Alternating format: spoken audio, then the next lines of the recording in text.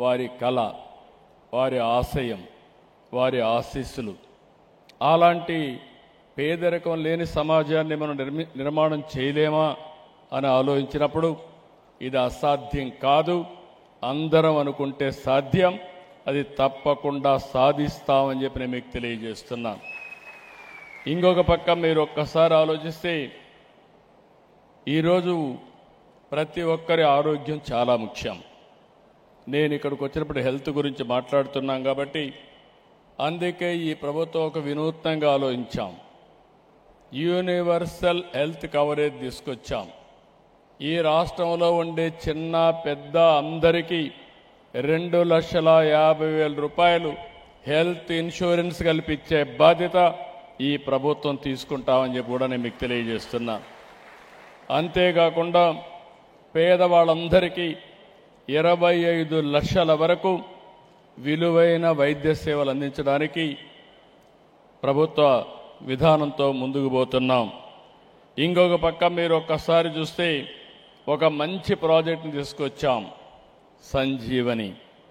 అంటే నా ఆలోచన ఒకటే, శంకరాయ హాస్పిటల్ ఏ విధంగా అయితే ఆర్టిఫిషియల్ ఇంటెలిజెన్స్ ఉపయోగించి మెరుగైన సేవలు రోగులకు అందిస్తున్నారో, నేను కూడా ఆలోచించేది ప్రపంచంలో ఎక్కడ ఆరోగ్యానికి సంబంధించిన నాలెడ్జ్ ఉంటే అది రోగి ఇంటి దగ్గరనే అతనికి ట్రీట్మెంట్ ఇప్పించే విధంగా ఈ సంజీవని ప్రాజెక్టు పనిచేయబోతుందని చెప్పి కూడా నేను మీకు తెలియజేస్తున్నా.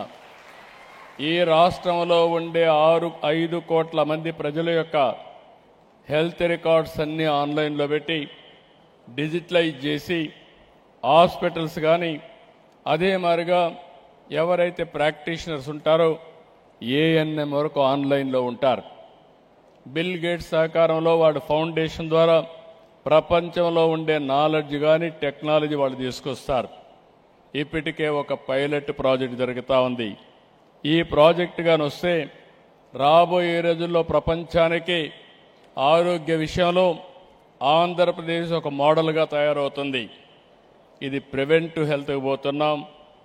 అదే మరిగా క్యూర్ చేయడానికి కూడా బెస్ట్ నాలెడ్జ్ తీసుకుంటాం.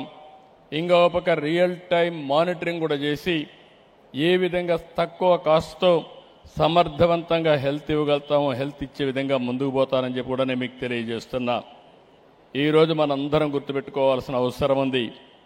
డబ్బు, హోదా, ఆస్తులు, బంగళాలు, కార్లు ఎన్ని ఉన్నా ఆరోగ్యం లేకపోతే ఉపయోగం లేదు.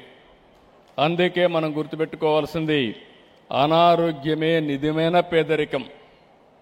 ఒక కుటుంబం అనారోగ్యంతో ఉంటే ఆ కుటుంబం పేదరికం లేక ఆటోమేటిక్గా పోయే అవకాశం ఉంటుంది. అలాంటి సమయంలో ఈరోజు మీరు ఒక్కసారి చూస్తే ప్రజా ఆరోగ్యాన్ని కాపాడడానికి శంకర హాస్పిటల్ చేస్తున్న సేవల్ని మనస్ఫూర్తిగా అభినందిస్తున్నా. వారికి ఒకటే హామీ ఇస్తున్నా, వారు చేసే సేవా కార్యక్రమంలో తప్పకుండా ఈ ప్రభుత్వం